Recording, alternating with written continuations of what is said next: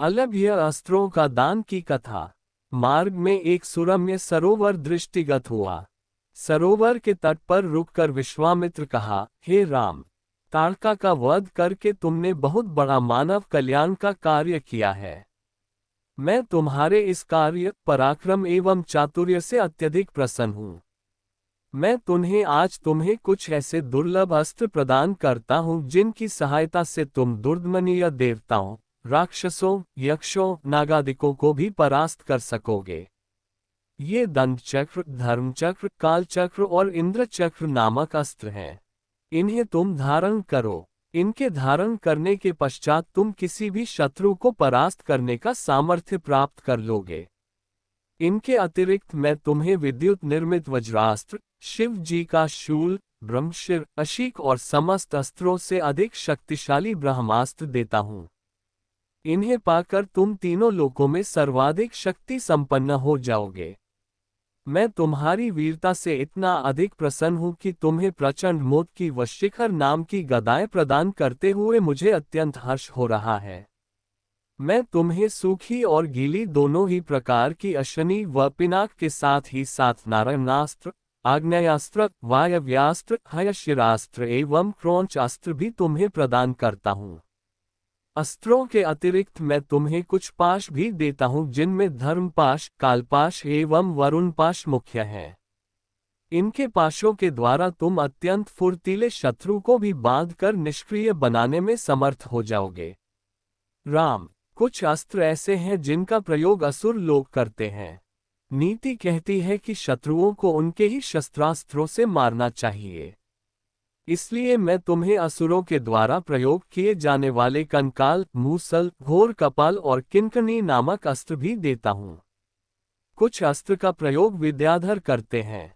उनमें प्रधान अस्त्र हैं खड्ग, मोहन, प्रस्वापन, प्रश्मन, सौम्य, वर्षण, संतापन, विलापन, मादनास्त्र, गंधर्वास्त्र, मानवास्त्र, पैशाचास्त्र, तामस और अद्वितीय सोमनास्त्र। इन सभी अस्त्रों को भी मैं तुम्हें देता हूँ।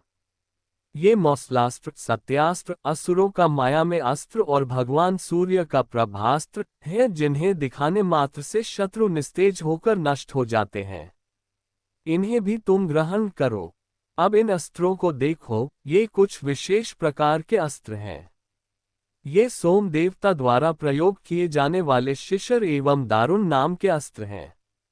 शिशर के प्रयोग से शत्रु शीत से अकड़ कर और दारुण के प्रयोग से शत्रु गर्मी से व्याकुल होकर मूर्छित हो जाते हैं। हे वीर श्रेष्ठ, तुम इन अनुपम शक्ति वाले, शत्रुओं का मान मर्दन करने वाले और समस्त मनोकामनाओं को पूर्ण कराने वाले अस्त्रों को धारण करो। इतना कहकर महामुनि ने संपूर्ण अस्त्रों को, जो देवताओं को भी दुर्लभ हैं, बड़े स्नेह के साथ राम को प्रदान कर दिया। उन अस्त्रों को पाकर राम अत्यंत प्रसन्न हुए और उन्होंने श्रद्धा के साथ गुरु को चरणों में प्रणाम किया और कहा, गुरुदेव, आपकी इस कृपा से मैं कृतार्थ हो गया हूँ। अब देवता, दैत्य, राक्षस, यक्ष आदि कोई भी मुझे परास्त नहीं कर सकता। मनुष्य की तो खैर बात ही क्या है, किंतु मुनिव, इसी प्रकार के अस्त्र गंधर्वों, देवताओं, राक्षसों आदि के पास भी होंगे और उनका प्रयोग वे मुझ पर भी कर सकते हैं। कृपा करके उनसे बचने के उपाय भी मुझे बताइए। इसके अतिरिक्त ऐसा भी उपाय बताइए जिससे इन अस्त्रों को छोड़ने के पश्चात अपना कार्य करके ये अस्त्र पुनः मेरे पास वापस आ जावे। राम के इस प्रकार कहने पर विश्वामित्र बोले, राघव, शत्रुओं के अस्त्रों को मार्ग में ही काट कर नष्ट करने वाले इन सत्यवान, सत्यकीर्ति, प्रतिहार, परारमुख, अवान्मुख, लक्ष्य, उपलक्ष्य आदि इन अस्त्रों को भी तू ग्रहण करो। इन अस्त्रों को देने के बाद गुरु विश्वामित्र ने राम को वे विधियां भी बताईं जिनके द्वारा प्रयोग किए हुए अस्त्र वापस आ जाते हैं।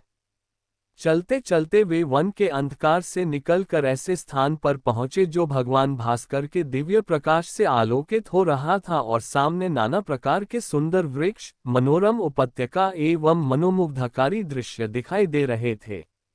रामचंद्र ने विश्वामित्र से पूछा, हे मुनिराज, सामने पर्वत की सुंदर उपत्यकाओं में हरे हरे वृक्षों की जो लुभावनी पंक्तियां दृष्टिगत हो रही हैं, उनके पीछे ऐसा प्रतीत होता है कि जैसे कोई आश्रम है। क्या वास्तव में ऐसा है या यह मेरी कल्पना मात्र है? वहां सुंदर सुंदर मधुरभाषी पक्षियों के झुंड भी दिखाई दे रहे हैं, जिससे प्रतीत होता है कि मेरी कल्पना निराधार नहीं है। इसी भगवान की वीडियो देखने के लिए सब्सक्राइब करें चैनल को और बेल आइकॉन दबाएं।